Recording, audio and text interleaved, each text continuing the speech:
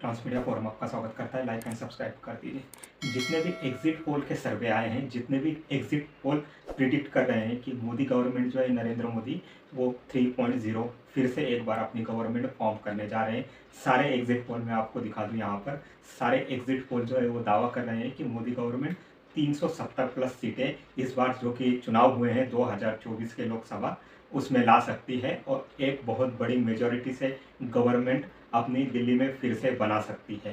तो जब से ये इलेक्शंस डिक्लेयर हुए हैं और 19 अप्रैल से जब से इलेक्शंस के वोटिंग चालू हुई है, ईवीएम पर जब से वोटिंग डाली जा रही है, सिलेक्ट कर करके अपना जो भी पार्टी का सिंबल है, वोटर्स ने जहाँ पर अपना मतदान किया है, इलेक्शन दिया है, तो इसमें से जो है ईवीएम में अब सबका जो है आने वाले 5 सालों का जो भविष्य है वो कैद हो चुका है। ईवीएम जो है कड़ी सुरक्षा में रखे गए हैं और इसका रिजल्ट जो है 4 जून को डिक्लेयर होने वाला है। उससे पहले ही जो एग्जिट पोल के सर्वे, जैसा कि हर चुनाव में होता है, लगभग ऐसा माना जाता है कि एग्जिट पोल के सर्वे जो होते हैं लगभग वो करेक्ट होते हैं।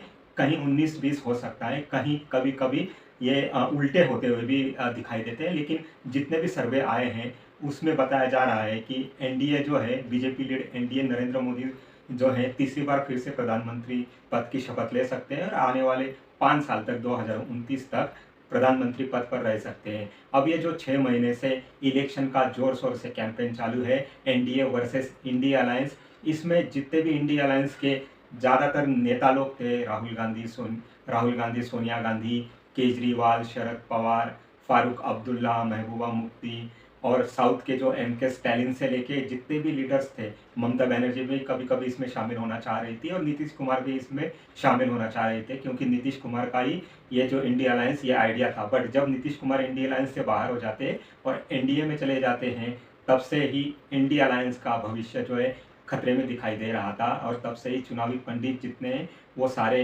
इंडिया अलायंस के फ्यूचर को लेके अटकलें लगा रहे थे कि इंडिया अलायंस पब्लिक के सामने कैसे जाएगी, वोट शेयरिंग कैसे मैनेज करेगी, वो सीटों का जो शेयरिंग है उसको कैसे मैनेज करेगी और कितनी सीटें ले पाए। अब जबकि सारे 7 चरणों में लोकसभा के चुनाव हो गए हैं, 1 जून को जो है लास्ट पंजाब वगैरह में वोट डाले गए हैं, अब 7 चरणों के चुनाव जो है खत्म हो चुके हैं। तो अब 4 जून का इंतजार है। 4 जून पर आने पर सब लोगों को पता चल जाएगा कि आने वाले 5 साल में किसकी गवर्नमेंट रहने वाली है। मतदाताओं ने आने वाले 5 साल में किसके फेवर में वोट डाला हुआ है। यह जो सागर मंथन हुआ है चुनाव का 2024 में, इससे जो अमृत निकलेगा वो कौन से पार्टी को मिलने वाला है, या इससे जो हलाहल विष निकलेगा वो किस अलायंस के पास जाने वाला है। 5 साल किस अलायंस को हलाहल विष पीने पड़ने वाला है।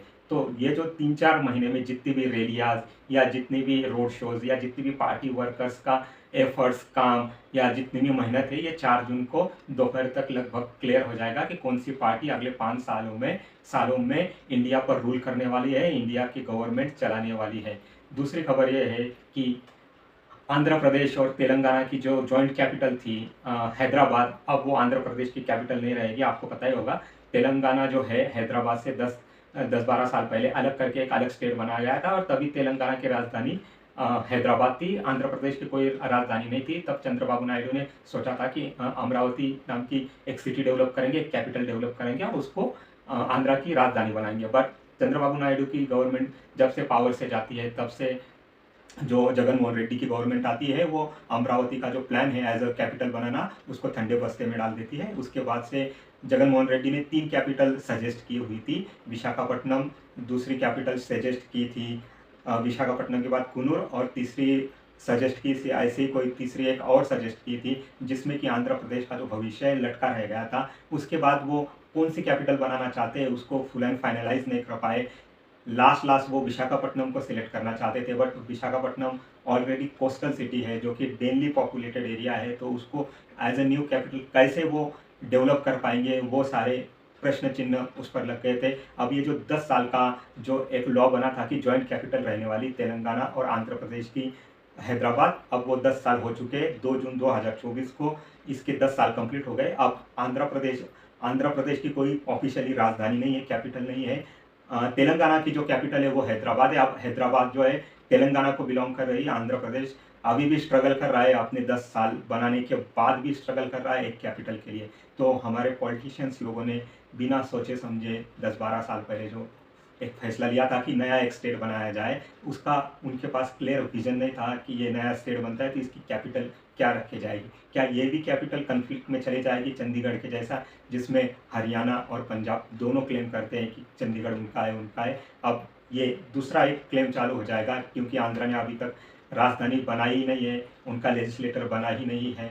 तो आंध्रा क्या करेगा, ये देखने वाली दिलचस्प बात होगी। आप मेरा चैनल लाइक एंड सब्सक्राइब कर दीजिए, transmedia forum. Thank you very much.